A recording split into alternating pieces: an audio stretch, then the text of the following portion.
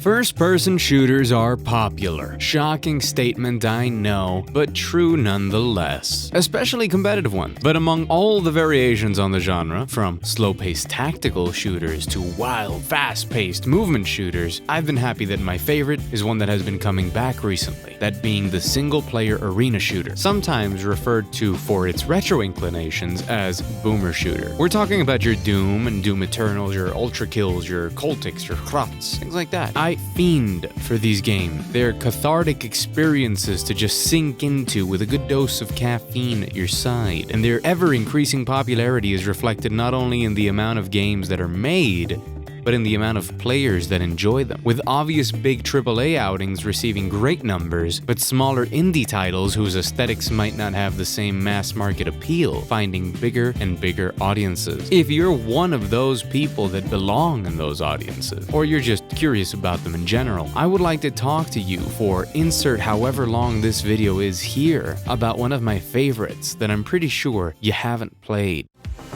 Okay. Use the chainsaw slide to kill enemies. The faster you slide, the more damage you inflict. This is gonna be fun.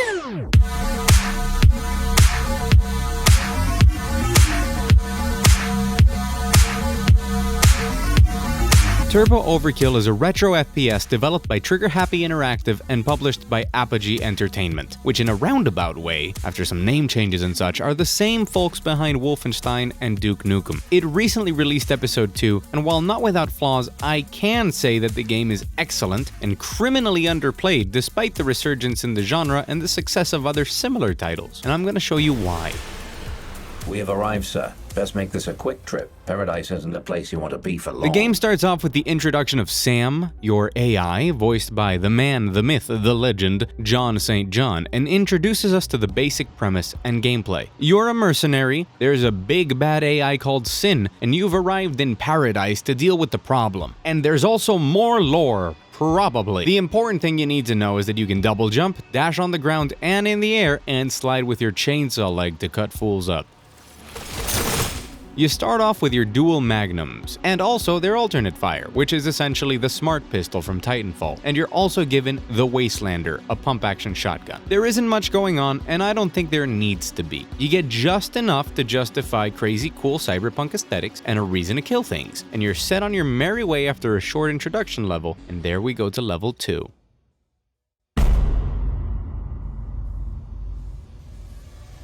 Back alley sets the mood for what the rest of the game will actually be like.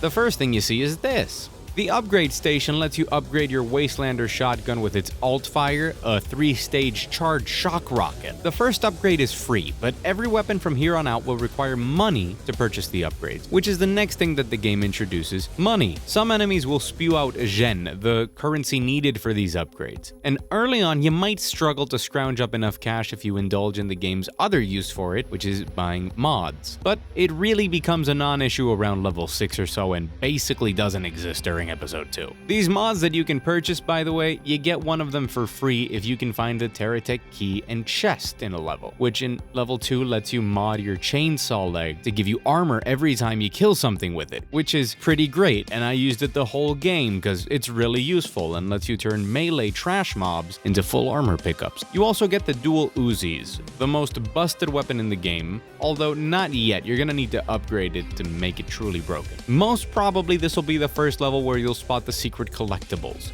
which are blue microchips and cassette tapes. The chips will unlock modifiers for the game, you know, typical difficulty changing stuff, or big head modes if you will, and the cassettes unlock secret levels. And you unlock both of these as long as you get all 3 of each collectible in a level. All this doesn't even cover the level design, which introduces the bread and butter retro shooter runaround that takes you through one branch of a level to collect a colored key that opens up a door, and then the following branch goes in and you're fighting enemies and all that stuff. In this level you get introduced to this guy, the Daddy, which at least early on, poses the distinct threat of killing you with little effort, especially in melee range. And he teaches us about target prioritization in the actual combat space. And hey, you either stay a long distance away, or at the least don't forget him, because he will end you. This style of level and encounter design has been popularized in games all the way back from Blood, Duke Nukem, Shadow Warrior, and while the implementation here in level 2 is really simple, it does have some creative twists later and gives us a good idea of what the game is aiming for. However, from the perspective of artistic design, the game definitely starts showing up. The candlelit boats on the water, the rainy rundown atmosphere paired with the excellent music from Chapman Hammond and Nicola Jeremic start giving you this mood and ambiance while still bringing intensity. Level 3 brings us into the city and introduces new mechanics, enemies, and weapons. I took a moment on this playthrough to upgrade the dual Uzis and get the assault rifle, which is actually a toggle with the cute animation of throwing away one of them.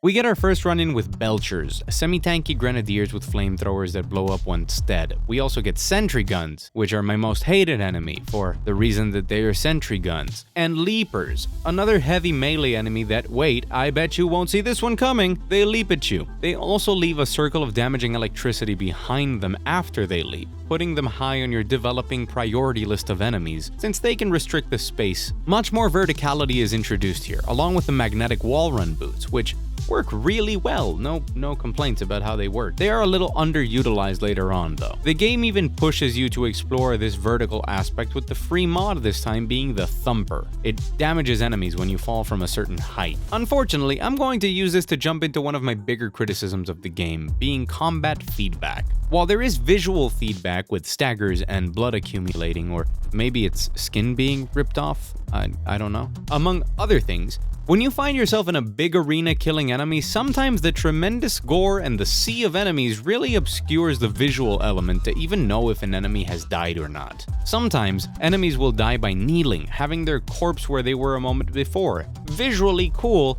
but also very cluttery. It makes the visual clarity even worse. I came to appreciate the occasional snap or pop that I hear sometimes when killing some enemies, but that's also inconsistent. There's also an occasionally too loud and even clippy sound when killing an enemy which drops currency. But even that felt better than the otherwise meager auditory feedback on kills. That shortcoming extends into some of the guns, but I bring it up now since we also received the super shotgun, or the chainsawed off, get it, in this level. Both it and the Wastelander sound perfectly fine, but not perfectly punchy.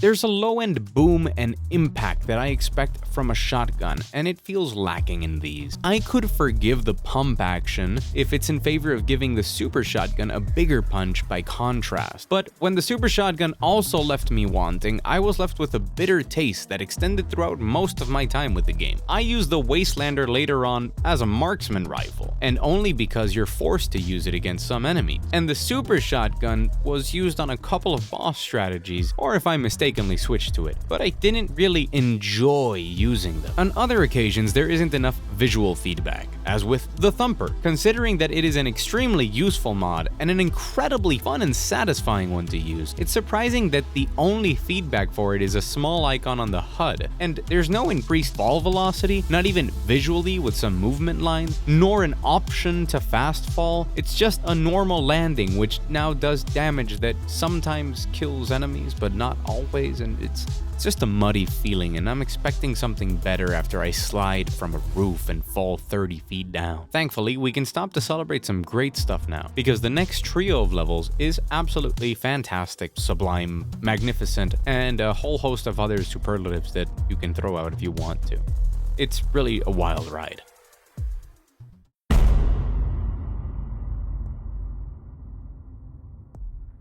First off is Open Season, which takes us into N53, kind of the downtown area of the city. This is the first level that revolves around one location and has you circling in and out of a central hub multiple times, refilling the same arenas with different enemy configurations. But the verticality takes advantage of the movement systems to really start laying down some excellent shooter flow states. The rooftops of this level also serve as a perfect setting to explain some of the more advanced movement. Firstly, your chainsaw slide offers a speed boost regardless of you being in the air or on the ground. This turns out to be very important, as you can jump into a slide to gain some extra ground. You can't slide twice in the air, as the second slide will stall and won't provide any extra speed, unless you did a different action between the slides, such as a double jump or wall running. Chaining these together, you can get real far, and this can be expanded even further with some mods that allow you to gain height with wall jumps or extra acceleration on your slides, and then you can combine that with rocket jumping and, Bob's your uncle. This is all very fun in its own right, but sometimes required for some of the secret collectibles, and other times it can be used for skips, like here where the game asks you to go into this building and climb up these stairs to the other side, but you can just jump slide over the entire section from the outside. It all might seem basic, but like in many other games, there's a feel to it, and it's really satisfying. Other people might use words like kinesthetics or game feel, but I'll just say, you feel good when you do the thing with the thing to move fast to shoot the gun good. This level introduces the minigun. It feels great. Great sound, unwieldy recoil. It feels powerful. Way more powerful than it actually is, because the assault rifle gives better results and preserves the shared ammo much better. The alt fire is a flamethrower, and it's a great flamethrower. Has beautiful visuals, satisfying hit marker sounds on each tick of damage, and you don't really get a lot of flamethrowers. Doom Eternal has a flamethrower, but it's not a real flamethrower weapon. I'll take what I can get at this point. The minigun works wonders on one of my favorite enemies though, the Sloth. This monster with a giant TV for a head soaks up bullets and can beam you from across the map. There is also one additional guy here, which is the Drone, the next piece of the combat puzzle, a flying enemy that has the exposed brain only on top as the exclusive way to damage it, forcing you to maneuver into position for the kill, or you can just use the micro missiles. A cooldown ability that allows you to paint targets similar to the dual magnums, but there's no charge up time and it does massive damage. When shot at the drones, they'll automatically fly straight to the weak point and, kill them immediately. The visuals also start distinguishing themselves more, and it explores the cyberpunk themes better. The club holds this retro wave Miami dance floor that strikes as a surprise the moment you enter. After exploring the level, you head into the bank and annihilate everything before heading on to... Look, I know that I've been talking a lot about something that, while cool, doesn't seem to warrant this amount of energy put into a video. But listen, let me explain. It starts off with you looking like you're underground, but you're not actually underground. You walk into the first room and you catch a glimpse of this beautiful outside foliage, and if you're paying enough attention and you're savvy enough to jump over, you can get the rocket launcher early. And this thing slaps. It slaps so hard, just listen to this. And while you're at it, you can also listen to this banger of a track that I started this video off with because it's that good.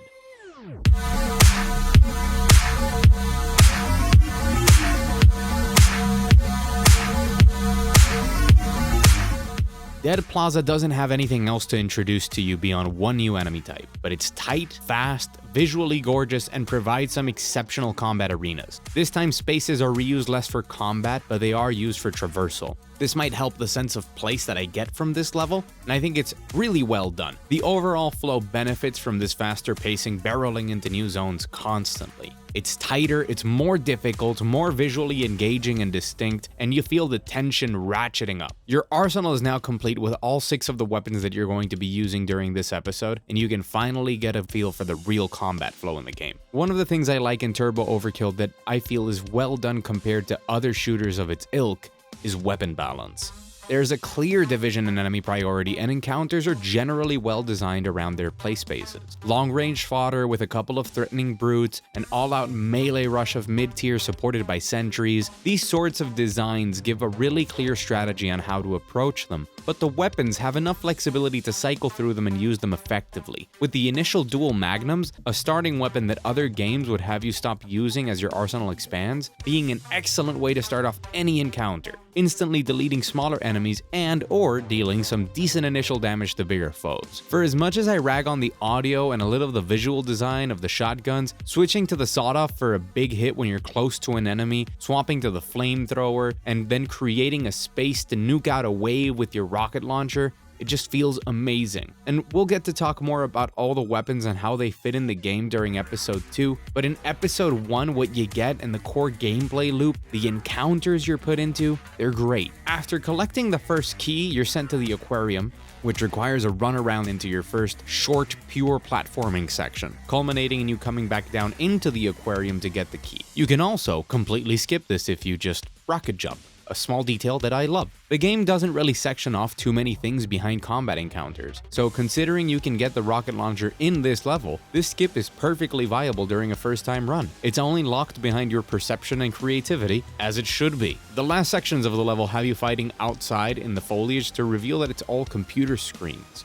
It kind of reminds me of that sequence from Blade Runner 2049, but the effect really surprised me the first time around. I only noticed it in the aftermath of a firefight that time, and I even stumbled into some of the secrets hidden behind it. The next hallway section with Sin speaking to you is thematically really cool. Even if my first time through it felt disorienting, I appreciate this level of detail and passion put into these environmental set pieces, and immediately afterwards you get your first big final arena to cap off the level. It's hard to describe how much I think reaching this point in the game makes it skyrocket from an okay, fun retro shooter to something that actually sticks out as memorable, and led me down the path of making a video just to try and tell people that this is something worth playing, because I've played through Dead Plaza like 7 times and I only like it more every time. It's only truly rivaled in my eyes by the next level.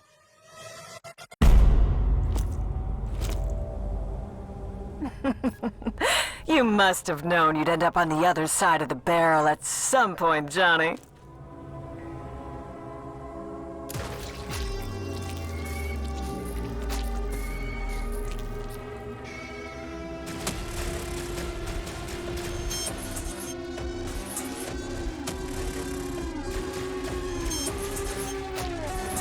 Oh, pucker up and kiss this for me, Johnny.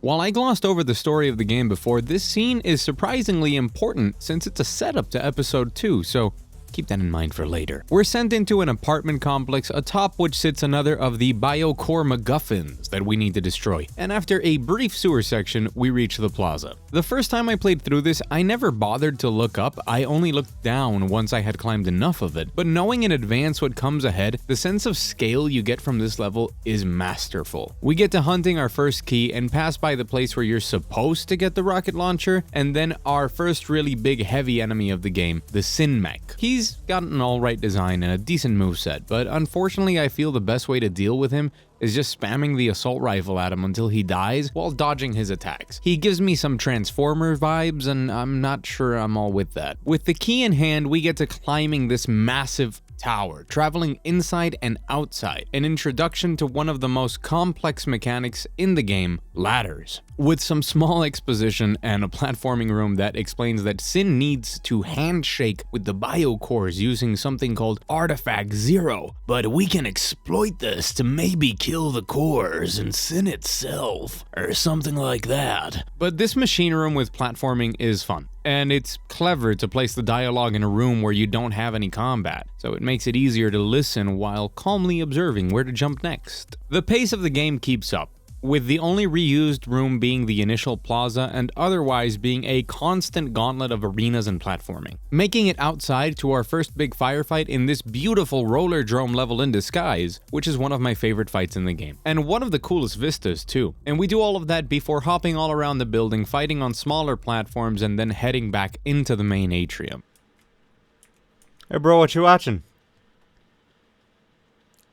Oh cool, yeah, I love that show. It bears repeating. The sense of scale after ascending the tower really hits hard. I tried jumping down, by the way, but you can't go all the way back. They've placed a kill plane in the middle, I'm pretty sure. Our final climb takes us to a jump pad that launches us to the rooftop. I love the atmosphere here. There's something to being fully aware that you're unfathomably high up, but still feeling so dense amongst the neon-lit buildings and fog. It really is something. We get a final fight against two of the Transformer robots at the same time, which is pretty disappointing since as lone enemies they aren't very interesting. But after jumping down, we can take a deep breath after some phenomenal first persons and the shootings. And I do recommend you take a deep breath, because the next 2 levels will be an exercise in patience that almost made me quit the game. I hope you don't, and if you're still not sure this game is for you, I'll try and alleviate the pain for when you decide to jump in. Rooftops is a really interesting and even ambitious level in theory, but more of a showcase of bugs, frustration, and lack of direction in practice. It's worth noting 2 things before I go into detail with everything wrong in this level, and some of the bigger flaws in the game overall. Firstly, Turbo Overkill is an early access game, planning to release its 3rd and final episode later this year, and B, for context's sake, all the footage you're seeing doesn't have a HUD, and some of it doesn't have audio tracks for a playthrough where I made a big boo-boo in my settings. I play most shooters in 32:9, but record in standard resolution at the center of the screen, and since this game supports that resolution, my HP, armor, and ammo are all on the sides of the screen where you can't see them. When I encounter bugs that insta-kill me, I can't show you how I go from 100 HP to 0 in 3 frames. But I promise that I'm not making it up. I want you to play this game. I wouldn't exaggerate my story nor my frustration because I'm recommending this game despite them. You start the level off by climbing up onto the, rooftops. I was happy with this. It thematically makes sense to continue in the heights after Ascension, and I'm a huge fan of the cyberpunk vibes. I quickly followed my mantra of exploring every corner for collectibles and jumped off. There's no death plane, and all the building geometry has collision, so I thought I would find tons of cool hidden content around these buildings. But no, I'm about 99% sure you're not supposed to do this. It's not necessarily an oversight, and you'll soon understand why, but it sure as heck is confusing. You're meant to keep following the more or less obvious line until you call your car, and now you get to fly around the level. This explains why everything has collision and such, but not why you can even go there when there's nothing to find. The game at this point does have an indicator showing you where to go, and it instructs you to shoot the chains to open the gate. Sorry, that's the voice I imagine that the game has. I thought I was meant to park the car. In my defense, there's no indication that you're supposed to drive the car into this tiny tunnel. So after wasting my time, I had to restart from checkpoint. So now I drive the car into the tunnels, and I drive it up some pipes. Shoutouts to the Matrix. And you reach a room with combat, but you can just chain gun everyone with the car. It doesn't control the best in the world, but it sure does kill things quickly. The door here is locked, and I did not understand how to unlock it. I didn't know if I was meant to kill every enemy and missed one, or if this was the wrong way, and maybe the game had glitched. I ran all over, and even all the way back out to explore and maybe find an indicator of something, but then I gave up and went to YouTube. I found a playthrough where someone else was also stuck in the same place, but they found out that by jumping into the water on one of the sides of this room, you go to the next series of rooms to progress. I accept that, like all of us, I can have moments where I'm not particularly bright. But even if a player doesn't explore the buildings looking for secrets, just as the game trained you to do, and doesn't get stuck looking for how to continue, which might as well be a secret with how it's hidden, and all of this right after complicating everything, adding the car into the mix, the blistering pace that the game had kept up until now would still be utterly devastated. And oh boy, at least for me, did it get worse. Once you get out of these pseudo sewers, the game tasks you with destroying 3 MacGuffins, and considering there seems to be 3 buildings, well, 2 plus 2 makes 3 plus 3 and all that. You have to drive to all 3 and destroy the things to continue. The rest of this map is set dressing, with invisible walls on the far edges. This means that the whole concept of the car was introduced for a cramped sewer section and to give you freedom in choosing how to tackle these 3 objectives. I'm not sure it was worth it. I head to the nightclub first, mowing down everything outside with the car, and for what it's worth, the place and encounter designs are pretty neat. But man, I was in a sour mood already, and it was not improving. After making my way through and killing the first glowing eye, we have to move back up and out, eventually leading around to the big room where we started. The room itself has been repopulated, as well as the outside where your car would be parked. Probably. My first time walking out, I was around 60 HP with some armor, and this is how fast I died. I thought it was my fault, and toughed it out through the previous room, making sure to be 100% HP and ready to use the invulnerability on my dashes to position behind some cover and make it through the room. And now, I was a little more confused. How exactly had I died? To add fuel to the fire, there are some inconsistencies with ammo when respawning, where sometimes my ammo would be refilled to where it was, and other times the ammo used during that latest attempt was gone forever, making me paranoid about using my more powerful weapons. And this being my first playthrough, this was all on normal difficulty. And then, once again, and again, and again, and again, and again, and again, again, again. I refused to back out.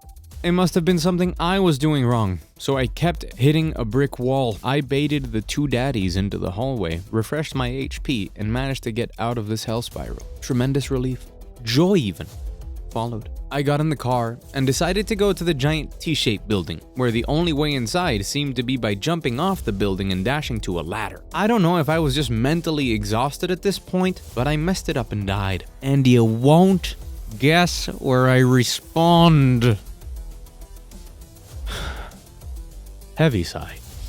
But at least the strategy worked again first try, and I chose to go to the other building. This one was fairly straightforward, except for this thematically cool room, but very confusing on where to go. A common theme in this level, it seems. So points for consistency. After you run through some more rooms, you get to the second eye, and yes, I'm fairly sure this is meant to be the second, before flying away to the ladder building. If there's another way in here, I refuse to find it during my 3 full playthroughs, but it's short and sweet, and the level end panel is right behind it, meaning that even though you have the choice of objectives, for which they either introduced the car or they designed this after they made the car, you still have to return here to progress.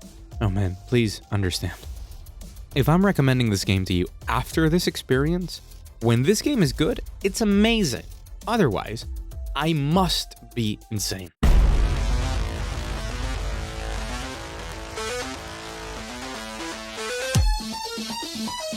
Artifact Zero is this game's spin on a train level, a standout staple of any good FPS. I think I remember it being worse than it is due to my first experience being after lovely Rooftops, but on recent playthroughs, it's alright. It's relatively fun, but not exempt of bugs, like this one where I got shot off the train through the wall. You go through different vehicles and jump across the highway with smaller open-air arenas in the middle, and it generally feels okay. But it does feel like it drags on a little bit too long. There's a lot of repetition with the same vehicle, same color scheme, and just too many waves of enemies in the same arena. One of the reasons that I really wanted to highlight Turbo Overkill is due to the resurgence in the genre. I would argue the most recent bombastic stylish movement shooter has been, well, redacted, you know. I can't talk about that in this video. This is a video for this game, not for that game. But that game has fantastic combat mechanics, but sometimes feels short on content. Like maybe the levels go by too quickly and you want to bask in the glory of blood-drenched combat for just a little bit longer. More spaces, more configurations of enemies. The combat in Turbo Overkill at the moment doesn't have those legs. It shines in its constant momentum, the beauty of its environments, and the sense of place and style they ooze. It's a roller coaster. It's God of War to other games as is Devil May Cry Bloody Palaces. This stretched out combat formula just doesn't fit the game, nor do it any favors. Just like in my previous comparison, the strength of those classic God of Wars is not in an extended combat sequence in an arena, where the spectacle is removed and you're left with a combat system that constantly reminds you of better offerings. After some straight line shots, because what else would you expect from a train, you reach the first boss fight of the game, Sin. The design is great, but with caveats. You have to shoot out its eyes while dodging its assortment of attacks, from cycling within its spinning rays, to dashing to cover for certain attacks, and ending with a spectacular aerial firefight as the second phase. If you don't execute this all fairly well, and almost perfect on higher difficulties, the constant spawning enemies will swarm you, so it sometimes feels like a race against time. I think it would be better off as a fight to zone out and memorize the patterns, go into one of those cool flow states. I appreciate those enemy swarms as an attempt to add intensity, but it could end in frustration with the wrong balance. All in all, the ending to episode 1 left me conflicted, and on my repeat playthroughs I've had similar feelings. The pacing feels exceptional during the middle, but loses its footing spectacularly in the last 2 overly long levels. The game truly does feel magnificent as an example in the genre when it's hitting its tempo stride of consistent set pieces and brilliant art design to gawk at, accompanied by an absolutely exceptional soundtrack that couldn't be better if it tried. Honestly, I could make an hour-long video just on the soundtrack. Please go listen to it. But it fails to nail some of the more classic open-ended levels and just missteps completely on some occasions. The upgrade system feels a little overly simple, with your only decision being what to upgrade first, but they always add straight improvements and never choices to further differentiate your playstyle, which is probably intended for the mod system, although it's apparent, at least to me, that some of them are considerably better than others. My expectations for episode 2 were nonetheless very high, and I couldn't wait to jump in and see if they address some of these issues and reach the full potential the game had brewing under the surface. I'm not gonna spoil the answer to that question, since, as you can see, there's plenty of video left.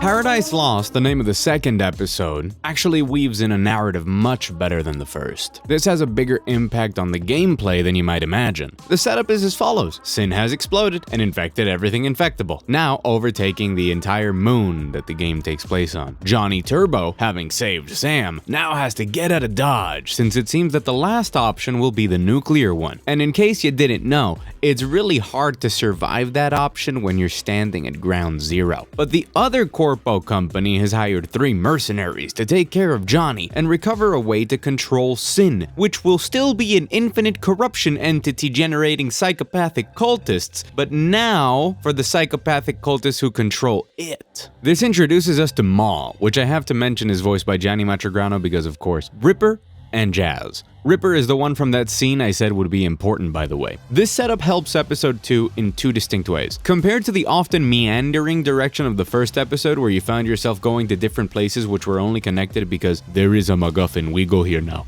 You know from the beginning what your end goal is. We're running away to the starport and getting off this rock. That single goal in your mind really helps connect the dots. Even when the levels don't feel as tightly knit in service of it, it's much easier to forgive with this in the back of your mind. There's no shame in having disparate levels that are cool for the sake of it and just for the enjoyment of playing them, but with how well this game deals in aesthetics, tone, mood, it would be a shame to not take advantage of this with the story, so I'm glad they did. The other one is that the obstacles gating you from achieving your goal are 3 voiced characters with personalities that show up much more frequently than Sin in episode 1. You're teased about them in advance, and you look forward to fighting them, wondering in what level they'll show up. This made my approach to episode 2 different. I wanted to keep pushing through, excited to reach the next boss fight, and even cared a bit about the story as the war between Corpos, nihilistic capitalist societies, and questions of humanity in an age of cybernetic augmentation get brought up. They're not the deepest in the world, as surface level as you can get honestly, but it hints at these themes just enough to make the universe feel decidedly cyberpunk, fitting with all the classics and grounding the events all that much more. The other immediate immediate shift is into the destroyed post-apocalyptic red and orange hues, moving from Night City into a different, more complex vibe, evocative, at least to me, of classic 80s flicks like Escape from LA, and with more of the recent Doom duology and maybe even some Final Fantasy VII Midgard steampunk in it. I think that while some levels shine more than others, and they lose some of that sense of space from Ascension and Dead Plaza in Episode 1, they're more playful in their use of color and general scenery, which accompanies the changes in design ethos more focused on those roller coaster experiences that suit the game so well. You immediately receive the plasma gun. It uses a new kind of ammo, cells, that will be shared with the next weapon as well. It's good to use, and it's visually distinct,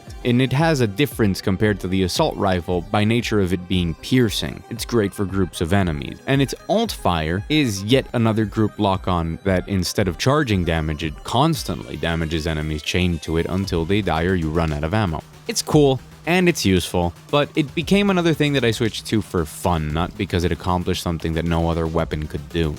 We get introduced to the Meatballs, great name by the way, flying demons which chase you relentlessly, and while I hate them, they do completely change your approach, essentially creating an urgency where you must switch to a targeting weapon to quickly deal with them, or start jumping in circles while kiting until they're dead. They're very distracting and must be taken out as soon as possible whenever they appear. However, they don't appear in moments where you have other critical threats in front of you. They're more a filler enemy for traversal sections, and that's fine. We'll get to some of the bigger enemies later, but I'm just gonna mention here that you get some extra fodder enemies, like some toxic slimers that are just there and explode, and those are fine. They're not really a core part of any combat experience. One of the new mechanics worth mentioning are corruption zones, moments where the game forces you to use a specific gun for the encounter, but giving you infinite ammo in exchange. This is a fun change of pace, but someone severely screwed up the implementation. Admittedly, this could be an issue with me playing the game at an uncommon resolution, but having the giant red HUD element cover your crosshair makes them an exercise in frustration. Why this couldn't be moved to the corner of the screen, or to the top or bottom, or like not here? I mean, the mechanic already forces you to have that weapon out. It's not that difficult to understand what's happening. I don't know. Maybe it's supposed to do those things, but it just doesn't? This wasn't a one-off, by the way. This happened without fail every single time that I had a corruption event, so I don't know, somebody fix that please. Overall, Lost Paradise hits hard with more or less everything that I enjoyed about Episode 1 and shows an overall improvement. Even if my favorite individual level remains behind us, everything that we'll see from now on is more cohesive and well-paced. It feels bigger and better and more expansive, or what I would call good sequel material. As far as first impressions go, it gets a solid A+.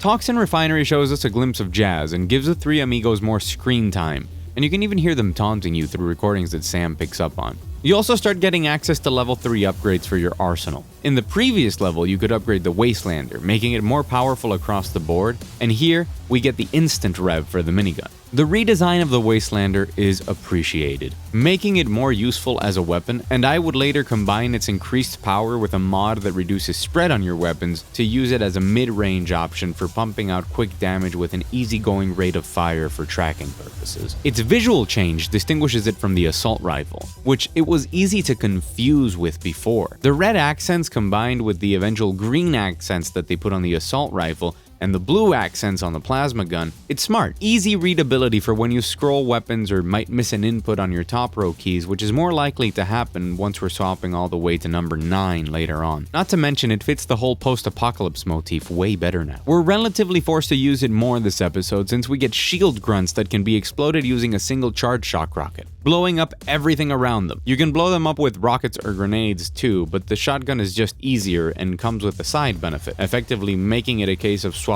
every time you see one. This manages to not be as annoying as these mechanics can be, since the enemies themselves are spread out, and the shield guys are always grouped with other enemies, making the explosion satisfying to witness and also worth the switch just to take out that big group. There's a great variety to arenas, from big multi-room affairs that were never really seen at this scale in Episode 1, to small hallways and traversal sections with a much larger emphasis on environmental hazards, be they gaps of toxic liquid or just bottomless pits. Upping the ante, but facilitating this aerial circle strafing dash dance that never ceases to amaze as long as momentum accompanies. And while nothing is outstanding in my opinion, everything is great, except for the level theme.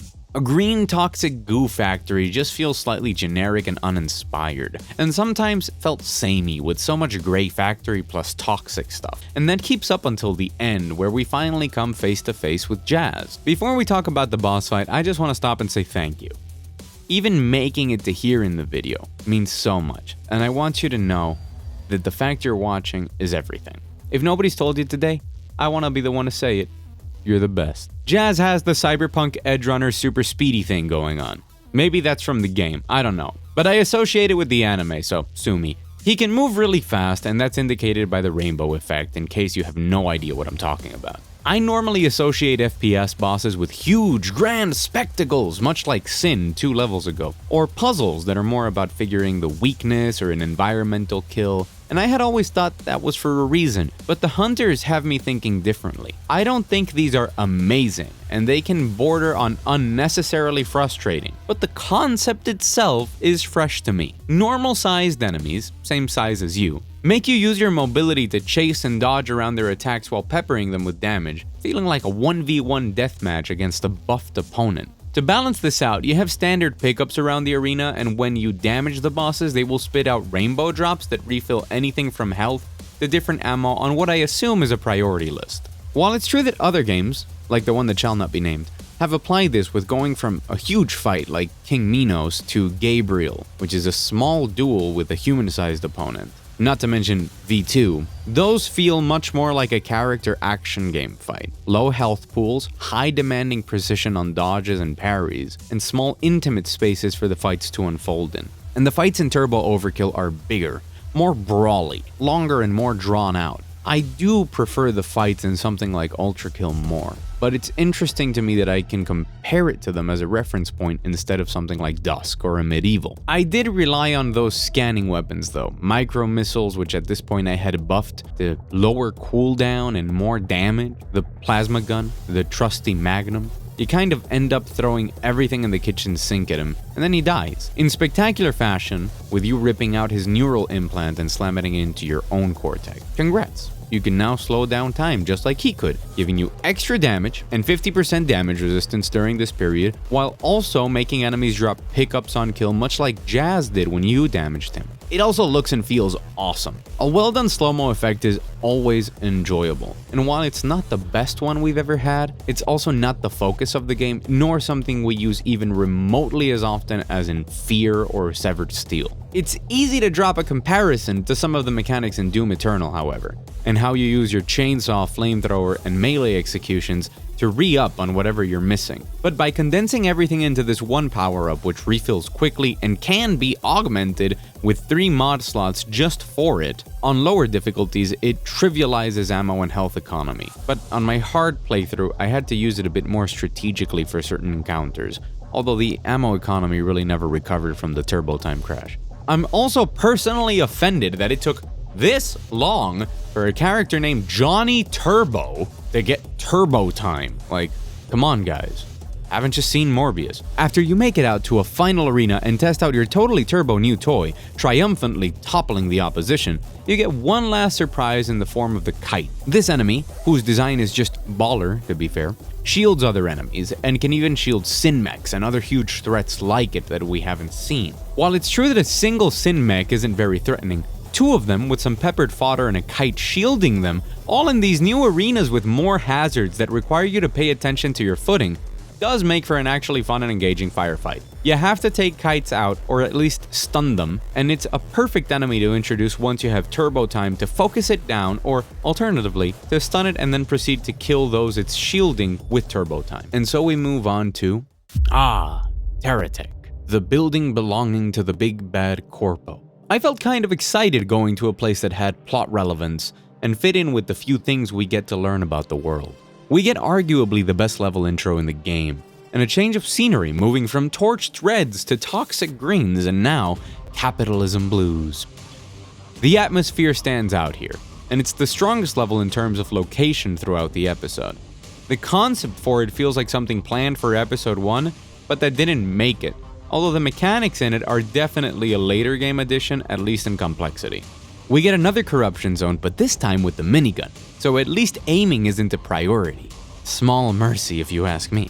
We get to upgrade our dual Uzis, making the assault rifle stronger and my go-to weapon for mid-range combat, while redesigning it as I mentioned before, and the panic trigger, which doubles the damage of the dual Uzis at point-blank range. I may be an idiot, by the way, but at this point I see very few reasons for using the minigun. The Rammer is the next enemy type with its own introduction, a massive, hulking, aggressive hunk that runs at you and hurls his maul, requiring you to dash out of the way.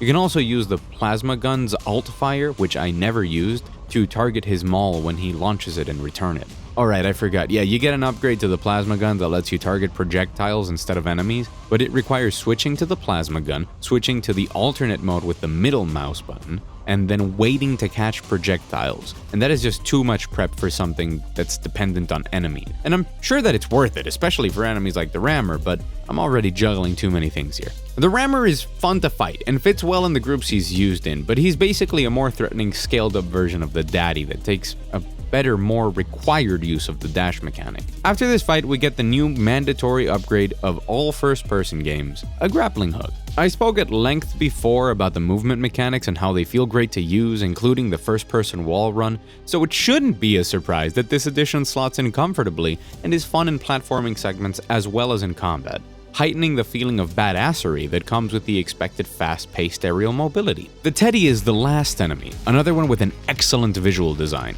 He walks around with his mix of doofus and intimidating Chad energy, and can one-shot you if you get caught in his spin attack, and will constantly launch unavoidable lock-on shockwaves through the ground, forcing you to stay in the air to avoid them. It's almost like it was planned in accordance to you receiving a grappling hook. Who'd have thunk it? And with our grappling hook in hand, we can grapple straight on to... The Outskirts starts with Taze on Day telling us that Johnny got a new brain after Ripper blew his out.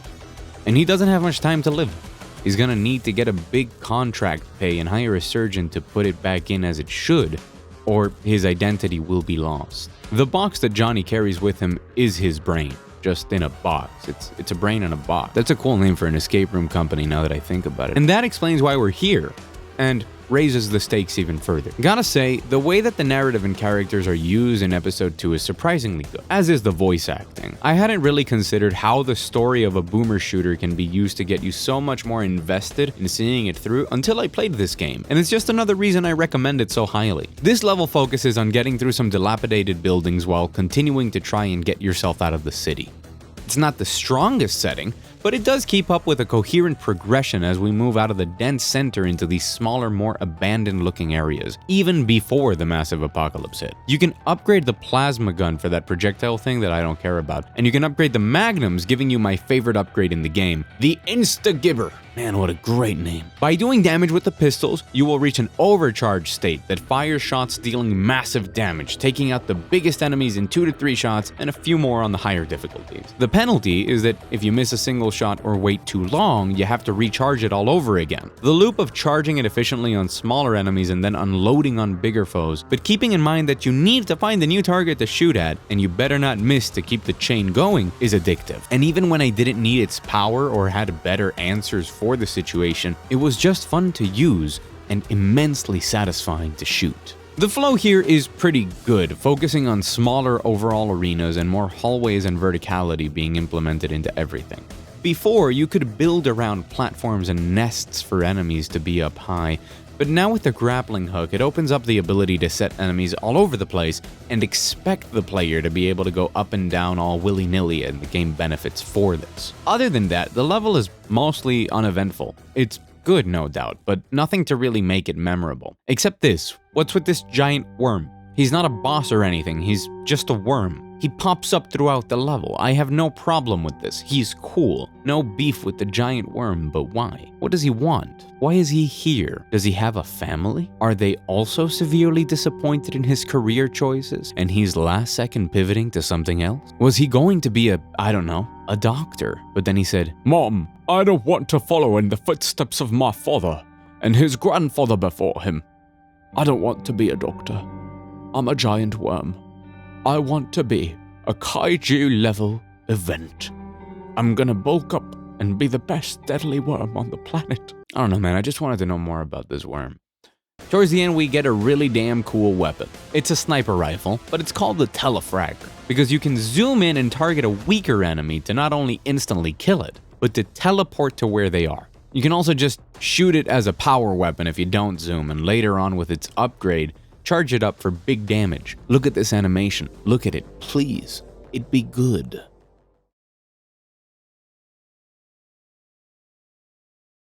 Exodus starts right off giving us the main gimmick used in the promotional materials, the bike.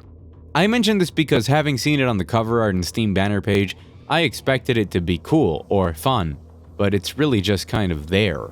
It's floaty, slightly dizzying, and not at all enjoyable. It's serviceable, functional, and it works great at destroying my video recording with crazy compression. It reminds me of the boat from Half-Life 2's root canal, although I believe the handling on that has been improved over the years, so I don't know which version of it, but it reminds me of one of those versions of the boat.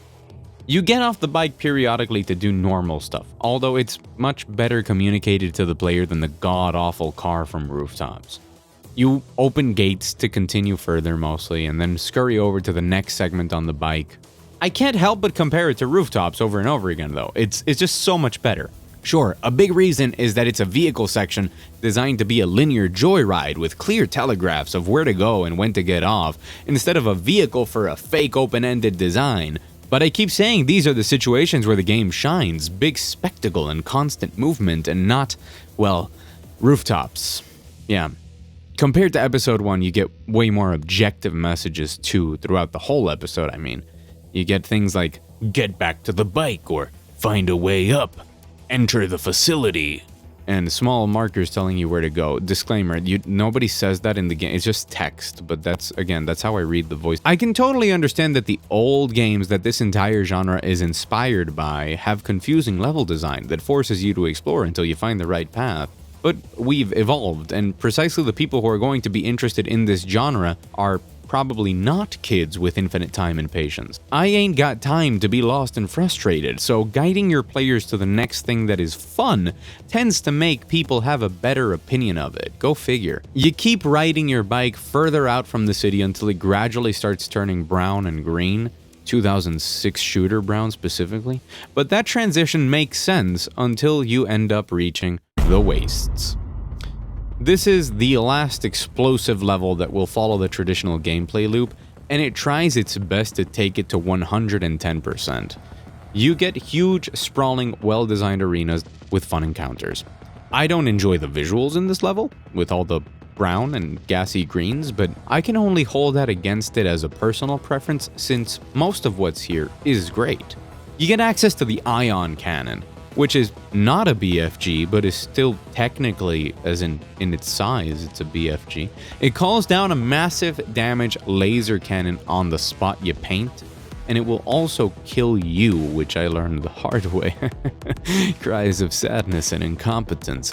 Its alt fire lets you paint an area, and like 4 seconds later, a giant laser will annihilate everything in that area, but we do have to wait for what feels like an eternity for that to happen, and especially when you're in the mix of fighting, it's just kind of too slow. You then get to spread your wings and grapple hooks and switch between your 9 weapons, your micro missiles, while bobbing and weaving and enjoying the game in tightly polished arenas. That's just kind of how this level goes. I do have to complain about something that cropped up towards the end of this level though, but it really is a problem throughout the whole level. And that's that I couldn't see anything. The final arena is a shiny red, which to start off with is very similar to the color that the screen turns when you take damage, so that's a big no-no. But additionally, where are enemies? Are there enemies? Who is shooting me? In good news, there is an accessibility menu where you can turn on outlines for enemies. I don't think I should require it, and I don't remember having this problem basically ever in my life, so I'm going to blame this on the game and not on me. But at least they offered me a solution for the problem they created, so that's good. Everything I said about combat flow before applies here, but with more things. Sure, the plasma gun isn't my favorite, and the minigun and super shotgun have been kind of forgotten, but there's still more tools and more foes to use said tools on. That's all you can ask for, bigger, better, and more of it. So if we were like at an 8 before, I mean, we're stretching into the 9s, maybe like an 8.8, you know, IGN. I mean, guys, this script is insanely long. The game is pretty... What was that? Worm? Is that you? I missed you. Why are you here now? So far away from home. Did you burrow all the way from the city? Are you following me? No. You're not the same worm. It couldn't be. I want you to be, but I know in my heart that it couldn't be, could it? Did you finally get your family's support on your brave and... Yeah, the game is good. Pressure Point seems named as such for a cruel joke, because the boss fight here, oh boy. But before that, other stuff. You get Bridge Level, the other classic from FPS games, which I can vaguely remember a million of them. But I truly only go back to Half-Life 2 in my mind. Maybe it was Episode 1, maybe both. Man, I should play Half-Life 2 again. Well, this is not Half-Life 2 level. But then again, what is, am I right? But it's good, it's fun. Not exceptional, but almost memorable, which I empathize with since it's how most of the girls I've dated would describe me. You get some tricky platforming mixed with combat and some clever use of the telefragger, and I think it's cool that you start on a big bridge that contains smaller infrastructure with bridges below it that you have to navigate to go back to the big bridge and use that for the big firefights. Man, I'm saying big a lot in this sense. It makes a lot of logical sense as a place, but in service of the pacing going from large to small and back to large, and that's smart. Once you get through it and inside towards the power plant, the aesthetics shift back to the blues and purples of Episode 1, which I realize I miss. I'm not complaining, I really like Episode 2, but I feel like some of that cyberpunk identity can feel lost among the ruined cities, factories, and toxic wasteland. Just feels a little bit more generic, or been there, done that. Not saying cyberpunkish city isn't used often in many places, from Ion Fury to Lost Ark to Syndicate and the Ascent. There's plenty of it, but it feels less frequent in the genre, where I feel like Red Hellscape is a common occurrence, or maybe that's just too much Doom on my brain. You climb up the tower as a big gauntlet and end up in a massive arena ready to fight Ripper. I really wanted to kill her. I know that makes no sense. She has like 10 lines of dialogue, and she's basically evil because she is evil, and that was all I needed to look forward to this boss fight. I said it before, but just the tiniest bit of foreshadowing and build-up, a minuscule amount of character writing, makes a world of difference compared to dropping a giant robot or something akin to that which you'll find in other games. However, the fight is an unexpected difficulty spike, and in all of the worst ways. On my normal playthrough, I died like 3 times or so, but you see, this is a long fight. I'm talking 5 to 10 minutes, depending on how you approach it, or if you have previous knowledge of how it works. I don't know how hard it is on higher difficulties, since I stopped the harder playthrough before this level, because I didn't want to do it, and I think you'll understand in a sec. The fight itself is similar to Jazz, but instead of hyperspeed, Ripper snipes you with projectiles that follow you all around the level and launch you with very little damage when you get hit. Just an annoyance. And she uses her sniper when you're fighting one-on-one, and the super shotgun as well. But the fight contains 2.5 forced waves of enemies throughout it. First, you get the standard fight one-on-one, and then you get a massive wave that covers the entire room with all sorts of enemies. It would be a great firefight if it weren't sandwiched into the fight with an invulnerable Ripper constantly smacking you on top of the normal level of frenetic combat. Once you deal with that, you get another round with Ripper herself, although she does spawn some clones which you either deal with or ignore. And then after the second third of her health is gone, second third? I mean, yeah, it is the second of the 3, yeah, the second third of her health. When the second third of her health is gone, she'll bring out another smaller wave of tougher enemies, and now, to end it all, you get corrupted and can only use the sniper. You can only use the most precise weapon in the game, with a giant red icon obscuring your view. Pressure point, they said. And there's no mid-fight checkpoints, so dying at the end because you can't see, to be set back to the beginning, is frustrating, to put it lightly. I ended up resorting to quick swap shotguns in turbo time, rockets, lock-ons, so micro missiles, and the plasma gun, every trick in the book, which you could argue is good because it's pushing you to use everything you've learned and obtained to overcome the obstacles. And good job there, Mr. or Miss Smarty Pants, I agree. Maybe except quick swapping, which I don't think should be something that a casual enjoyer knows about or can use, but it still sucks that it gets harder as it goes on and forces you back so far. And this isn't a 2 minutes Dark Souls fight. This is a real long fight. Anyways, in before get good. I did discover in episode 1 on a different playthrough that if you die enough times, the game has a turbo mode that spawns you with God mode and double damage, which, hey, good on them. I want everybody to be able to enjoy the game no matter what. Although I don't know how it's triggered. I got it because I checkpointed on 20 HP with 5 enemies insta-killing me, but it got me out of that jam after like 5 respawns.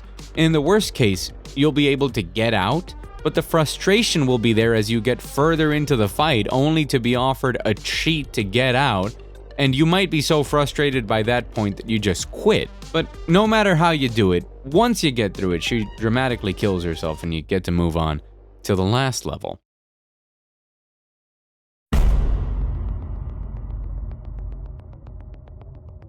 Napalm Blitz is not a traditional level. You've been trapped by Maw, the last hunter, to fight in a giant arena with a commentator and everything. It's a straight up 4-phase boss fight, no waves of enemies, although no mid-fight checkpoints either. Funny story, that thing I just said was completely true until yesterday, that the devs have now released an update to the game that includes like endless mode and some balance passes, just a bunch of general fixes, and also a checkpoint in the middle of this fight. However, I already made this insanely long video, so I'm not gonna go back and correct for each one of those details, so let's just finish the video.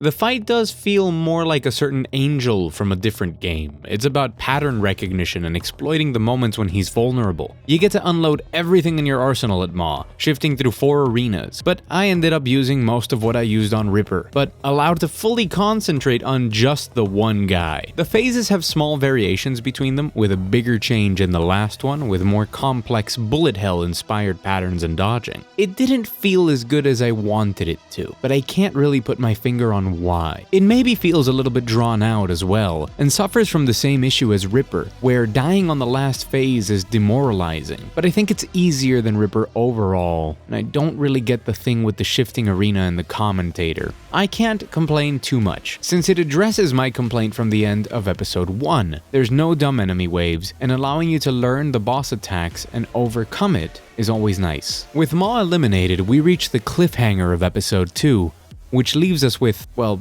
I've spoiled the game so far, but I don't think it's worth spoiling this. It's good. I like the twist, I like its implications, and it got me really hyped for episode 3. Overall, episode 2 is just better.